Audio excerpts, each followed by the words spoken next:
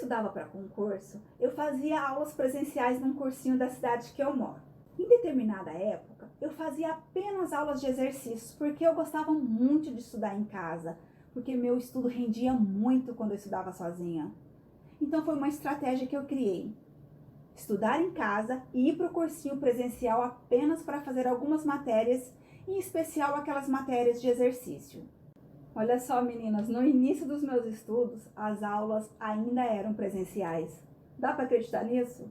Bastante tempo já se passou, foram mais de 16 anos da época em que eu comecei a estudar. Mas tinha um determinado professor, eu não vou falar o nome nem a matéria para não me comprometer, porque vai que por acaso um dia ele possa assistir esse vídeo e vai ficar bem satisfeito com essa história. Esse professor ministrava 2 matérias e eu não fazia as aulas teóricas, eu fazia apenas as aulas de exercícios. E não sei bem porquê, mas isso não deixava ele muito satisfeito. Ele já não gostava porque eu só ia para a aula de exercício.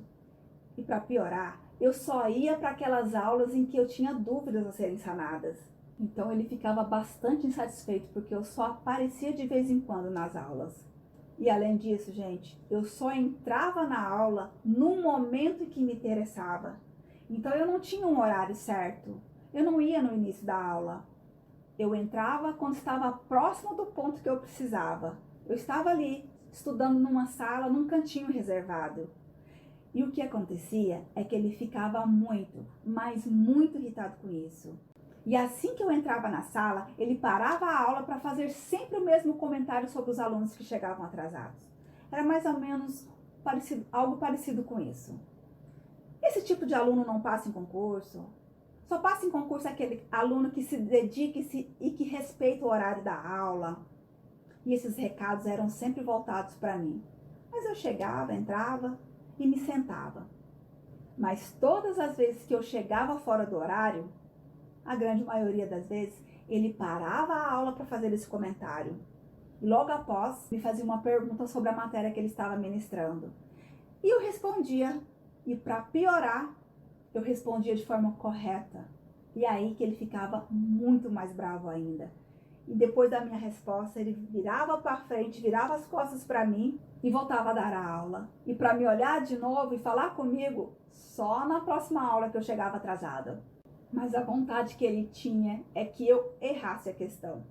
Assim ele poderia chamar minha atenção na frente de toda a turma. Porque ele falava que eu não era do tipo de pessoa que passaria numa prova de concurso. Porque eu não era disciplinada para ele. A expressão que ele utilizava era que aluno que chegava tarde, que não respeitava o horário da aula, não tem disciplina. E se não tem disciplina, não vai passar no concurso. Eu ouvi essa frase dele muitas e muitas vezes, porque eu confesso, eu só ia mesmo para a aula no momento que a aula fosse interessante para mim. Mas olha, meninas, isso não era desrespeito ao professor, porque era uma estratégia de estudo. E essa estratégia fazia com que o meu estudo rendesse muito mais quando eu estudava sozinha. O que eu quero dizer com essa história, meninas, é que já temos tantas pessoas, já temos tantos momentos que podem nos colocar para baixo e, consequentemente, sabotar o nosso estudo, que tentam nos colocar para baixo, que nos criticam de forma desnecessária, ou simplesmente pessoas que não nos apoiam. Nós temos muitas e muitas formas, muitas e muitas pessoas que querem nos sabotar. Algumas porque não acreditam em nós, outras porque queriam ter a nossa força e capacidade, mas não se sentem capazes e tentam nos minar, nos desestimular. Tem gente que age assim, viu, meninas? Gente que não tem motivação, que não tem a coragem de fazer o que nós fazemos, então tenta nos puxar para baixo, para que nós desistamos, para que nós também deixemos de conquistar os nossos objetivos.